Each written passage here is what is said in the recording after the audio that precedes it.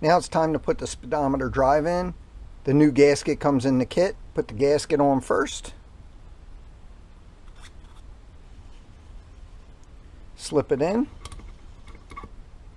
Slips right in. Now the screw with a little bit of blue Loctite on it. Don't need much on this.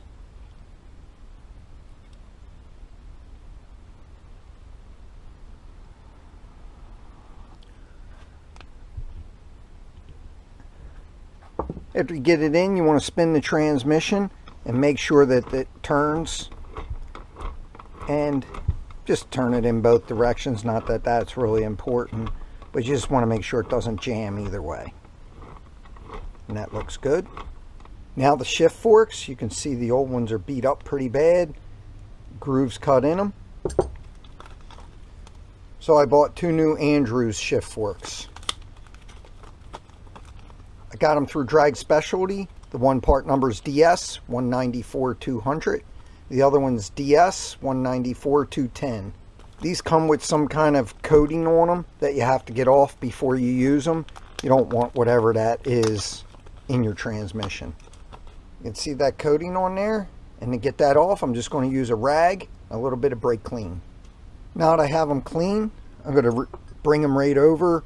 I'm going to use the shims on them the way they're set up now. But you can see both of these have an orientation to them.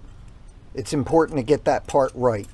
Same with this one, you have to have this piece on one side and the nut on the opposite. First thing to do is take these locking tabs off the nuts and then take the nuts off. Now that I got them apart, you want to make sure that the tabs are oriented correctly here. This one had the 4 shims on the one side with the thick washer. I'm going to take it apart and clean it real good. And then I will shim it up the same way. The other side here had the thick washer on, had the fork, and then 3 shims. Now that everything's clean, I'm putting it back together. First thing goes on is this. Then the thick shim. Then the fork. Then these 3 shims. Then the locking tab. And now the nut. I won't Loctite this until after I get the shimming correct. Same thing over here. The thick shim. Then these 4 thin shims. Then it was the fork on this side. The locking tab. And the nut. I won't bend the locking tabs, of course, until I check the shimming. You can see they only go in one way. This is going to be your first, second gear shift. And this one's going to be third, fourth gear, or third main drive gear.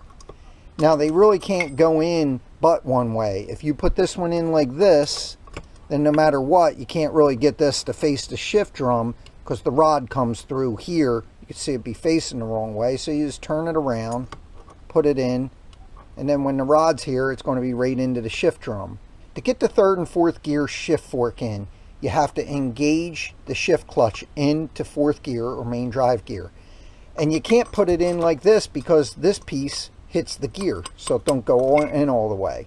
You turn it around like this, you put it in, and then it moves freely without hitting the gear. Once the rod goes through, it looks like that. Now you can install the rod that goes through these 2 shift forks, and then you can start check the shimming. I'm going to install the rod, but I'm not going to install the O-ring that goes on the rod because I'm going to want to be able to remove it. So the way this goes in, there's a deeper groove here and the offset's bigger, and that lines up with the pin that goes here, and then over here gets the O-ring. It comes in from this side opposite the kicker. So now I'm just going to install it. It should slide in real easy. I'm just going to get it over here. I'm not really going to put it in tight because I don't need to have it in tight, just to check it. You can see both forks slide nice and easy on it. I'm going to put new shifter finger rollers on, and these fit from 41 to 79 4-speeds. The original Harley part number is 34168-39, and these are Eastern, but but I got them through drag. And the drag part number is DS-193-146. So here they are, and they just slip on like that. The other way to do this is you kind of eyeball them. You can put them in the center, where you think the center is by eyeballing it. And then you can put your case in neutral and see if you can't slip it right on. And I've done it that way before. Thankfully, I was able to borrow the tool from a friend. The way you do it is you set these two dowels into the dowel holes on the transmission here and here. I'm not sure if you could see that or not, but it's still set from the way it was the last time I used it in another 4-speed. But in this case, it doesn't really line up. I have to change the alignment some. So you just you slip this pin in, and you can see it doesn't want to go into the straight section on the transmission housing, so you loosen it up.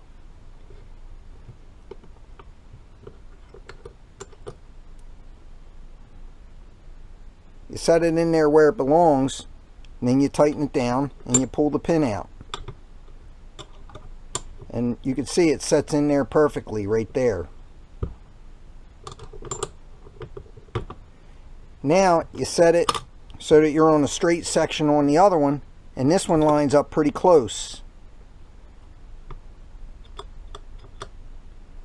As you can see, that lines up without having to make an adjustment. Now that both of these are adjusted, you take this and you flip it upside down, and then the rollers stick into these two slots and center both the gears, and then you can take your measurements. And it also has the opposite holes for the dowel pins that stick out of the transmission. See, now the fork is set tight, and you can do the measurements on each side of the shifter clutch to the gears, and it has to be centered. And I can already see that this one is not centered. It needs to be moved that way. I'm not even going to get out the feeler gauge. I'm just going to take it right off and adjust it. I can already see here that all the shims are on this side, so I have to take some of these shims off, move them to the other side, and this will move right over to the center. I am going to check the other one now, and I know you probably can't see that in the camera, but I'll show you how to check them. Since it's going to be hard for the camera to see down into this gear, I'm going to adjust this one here, and then you can see how it's done. You get a feeler gauge, and you go here and try to measure the gap on each side. So this one's really way off. So on this one, I have a 12, a 13, a 14, and a 15 for a total of 54 thousandths. Now, for a total of 54 thousandths. Now I'll check the other side. And on the other side, I have a 10, 21, 22, 23, and 24 thousandths. So that's 100 thousandths on the other side. So I had 54 on the one and 100 thousandths on the other. The difference between those is 46 thousandths. And that means I got to move it 23 thousandths over this way, and this one will be equal. Now I'm going to check the other side, and I'll do that off camera. So after doing all the math, I have to move the 3/4 shift fork this way 21.5 thousandths to center it, and the 1/2 shift fork 23 thousandths this way also. So I'm going to take them out, measure the shims, and move them over.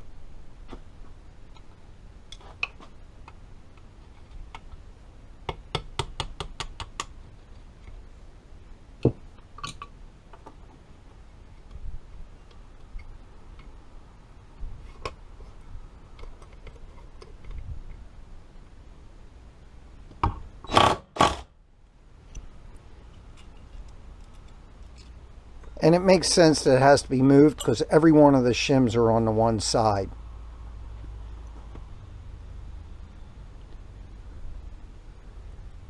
Now I'm going to use a vernier caliper and and get enough of these shims that equal 21.5 thousandths.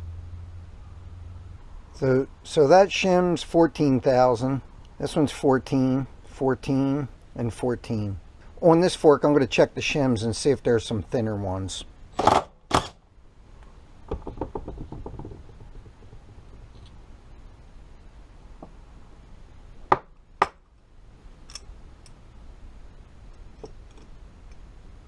So all these shims are all 14 thousandths thick. So instead of moving it 21, I'm going to move it 28. So I'll put 2 on. I'll put the shift fork in. Then I'll put the other 2 on. Put the locking tang. And I'll put the nut. Same with this one. I'm going to move 2 to the opposite side. So I just have 1 over here now, and I'm going to move 2 onto this side. The shims on this side don't matter. They're just there for storage in the future. I will Loctite these once I get the final adjustment. Now that I have the forks back in, I'll put the rollers back on. The adjustment stays the same, so I could just put the tool back on.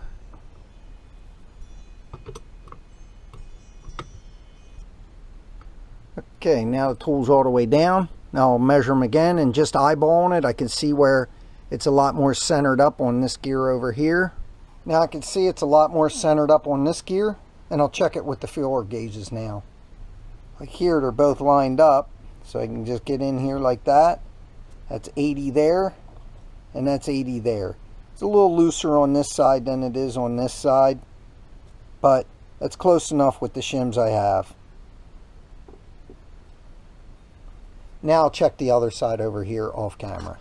So now that I have them both set to where they belong, I'll pull the tool off. I'll pull the rollers off and pull the forks out. Take the shaft out.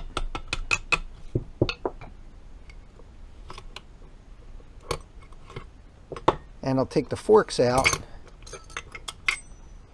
And now I'm going to take the nuts off, Loctite them with some red Loctite, and then bend the metal lock over on them.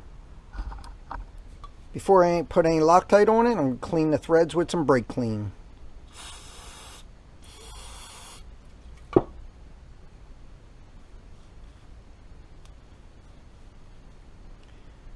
And you also want to make sure you clean the threads in the nut real good. This will ensure that the Loctite works. On this I'm using 262, the red permanent Loctite. One good dab will do it. For this I'll use the impact.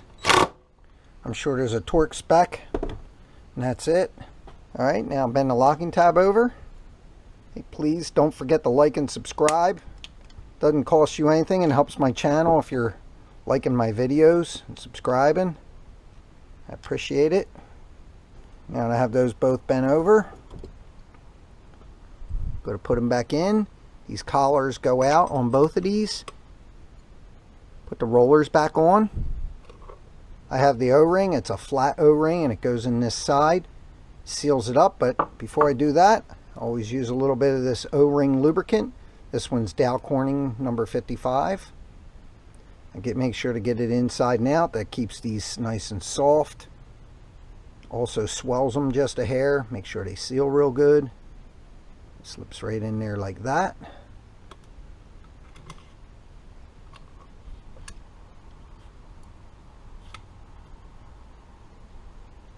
When you come in, you want to make sure you put this groove centered in here, because there's a pin that goes in there that holds it. I just like to take the flat screwdriver and help that O-ring in there a little bit.